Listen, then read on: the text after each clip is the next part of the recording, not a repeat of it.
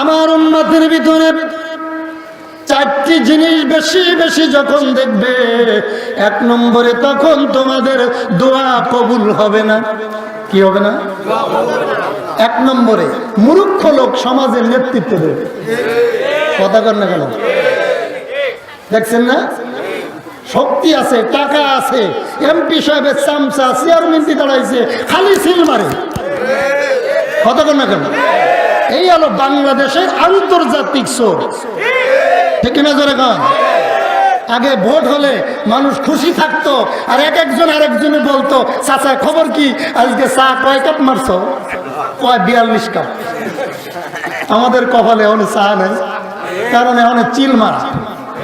কথা কেন কেন? আরো জোরে কন। এই চলতেছে কিয়ামতের আলামত। নবীজি বলেন 2 নম্বরে তোমরা দেখবে নারীরা ক্ষমতায় যাবে, ল্যাট্রিন থেকে শুরু করে সংসদ পর্যন্ত হাসিনার খালেদার গোষ্ঠীরা চলবে। হাদিস কইতেছি, আমার বাবার কিছু না। যার ভালো লাগবে ভালো লাগবে, আর যার তিতা লাগবে সে আবু জাহেলের খালাতো ভাই।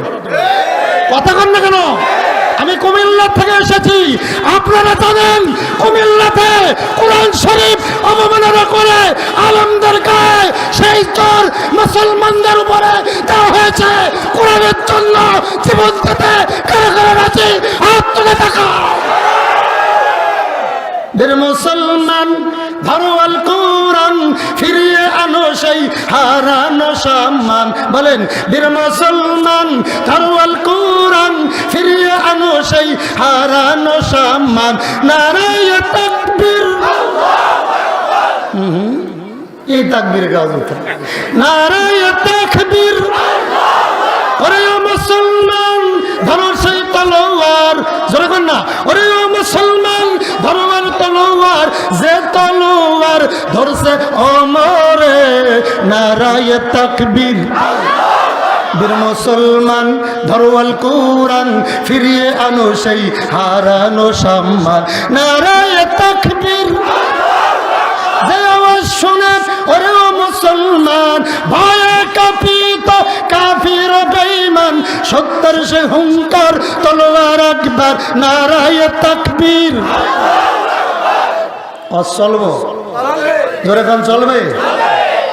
মুমিনের জন্য আওয়াজ ভালো লাগে, আবু জাহেল নাই, তার নাতি পুতির অভাব নেই। কথা বল না কেন? আল্লাহর নবী বলেন 2 নম্বরে নারীরা ক্ষমতায় যাবে। আজকে বাংলাদেশের দিকে চেয়ে দেখেন, হাসিনা খালেদা বাদ দেন না, স্পিকারও নারী, স্বরাষ্ট্রমন্ত্রীও নারী। মমতাজে জীবনে কয়টা বিয়ে করেছে খবর নাই, সে রাস্তার মমতাজ এমপিগিরি করে আলেমদের বিরুদ্ধে কথা বলে। ঠিক কিনা জোরে কও? এটা হলো আবু জাহেলের 2 নম্বর মেয়ে। কথা বল না কেন? বন্ধু ভালো করে বুঝবেন, আপনারা আমার দিকে চাইবেন, পুলিশ আসবে, র্যাব আসবে, সব আসবে। আলেমদের হক্কানি আলেমদের পরিচয় জেলখানায় থাকা। আজকে মামুনুল হকের মতো মানুষ জেলখানায় থাকতে পারে, আমার মতো হুজুর বাইরে থাকার কোনো দরকার নাই। ঠিক কিনা? নবী 2 নম্বর দায়িত্ব, তোমরা দেখবে দুনিয়ায় যখন গজব শুরু হবে, নারীরা ক্ষমতায় যাবে। আমার ঘরে আপনার ঘরে যে নারী আছে, ও কিন্তু ওই ক্ষমতার জোরে মাঝে মাঝে ক্ষমতা খাটাইতে চায়। ঠিক কিনা? চায় কিনা জোরে কোন? আপনি 900 টাকা দিয়ে শাড়ি আনছেন, মহিলার পছন্দ হয় না।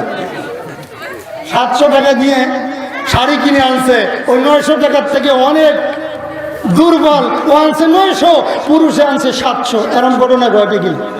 তবে আপনাদের একটা বুদ্ধি শিখাই দিই, এখান থেকে তো মহিলা আছে, বিপদ হবে, মানে প্রশ্ন আউট হয়ে যাবে। 300 টাকা দিয়ে শাড়ি কিনে 1500 টাকা বলবেন, এটা জায়েজ। মা বোনেরা আপনারা শুনেন না, জায়েজ। 3 জায়গায় মিথ্যা কথা বলা জায়েজ, এক জায়গায় বলে দিলাম। তবে এইখানে যাদের মা বোনেরা আপনাদের স্ত্রীরা আছে, এদেরকে বলবেন না, এরপরে কিন্তু মায়েরও খাইতে পারে, কারণ আমি তো অবস্থা আউট করে দিচ্ছি। ঠিক না? নবীজি বলেন দেখতে যদি চাও, 3 নম্বরে দেখবে শতকরায় 80টা ঘরের ভিতর জিনা শুরু হবে। কথা বল না। 4 নম্বরে দেখবে কিয়ামতের আলামত দেখতে যদি চাও, ধনীরা দান করবে না, ওই দানের পরিবর্তে সুদের পরিবর্তে তারা দান জাকাতের পরিবর্তে সুদে টাকা লাগাবে। সুদ খাওয়া সুন্নাতে মুআক্কাদা। কথা বল না। যারা সুদ খায় তারা খুশি হয়েছে, হুজুর একটা পাইছি। সুদ খাওয়া বলে সুন্নাত। জোরে কর নাউজুবিল্লাহ। সুদ খাওয়া কেমন? নিজের মায়ের সাথে মার সাথে 42 বার জিনা করার থেকে খারাপ। আরো জোরে কর। যারা পারেন এই জিনা করতে তারা সুদ খাইবেন বেশি বেশি। পারবেন? পারবেন? বন্ধু আমার ভালো করে বুঝবেন, নবীজির কাছে 3 জন সাহাবী আসলেন। কয়জন? আরো জোরে কন। ওয়াজ কিন্তু বাড়ি নিয়ে যাবেন। অনেকে ওয়াজ শুনতে আসে, এইখানেই কব ওয়াজ বাড়ি বন্ধ। মা বোনেরা কথা বলেন না, বাদাম খাওয়া বন্ধ করেন, দরকার হলে 2 কেজি আমি কিনে দিয়ে যাবো। কি কর? Stop your mouth, my don't sound. This is my holy Quran. This is last prophet Hazrat Muhammad Mustafa sallallahu alaihi wasallam. ঠিক কি না? বন্ধু আমার ভালো করে বুঝতে হবে, নবীজি বলেছেন 3 জন লোক আমার কাছে আসলো। কয়জন লোক? আরো জোরে বল। আইয়ুল আমালি আহাব্বু ইলাল্লাহি তাআলা কুনতু সুম্মা মান ইয়া রাসূলুল্লাহ। হুজুর, আমরা এমন একটা আমল, মা বোনদের থেকে কথা আসে, মা বোনদেরকে 40 হাত দূরে বসাবেন। এটা এমন একটা জামানা, 3 মহিলা একটা নইলে গল্প শুরু হয়।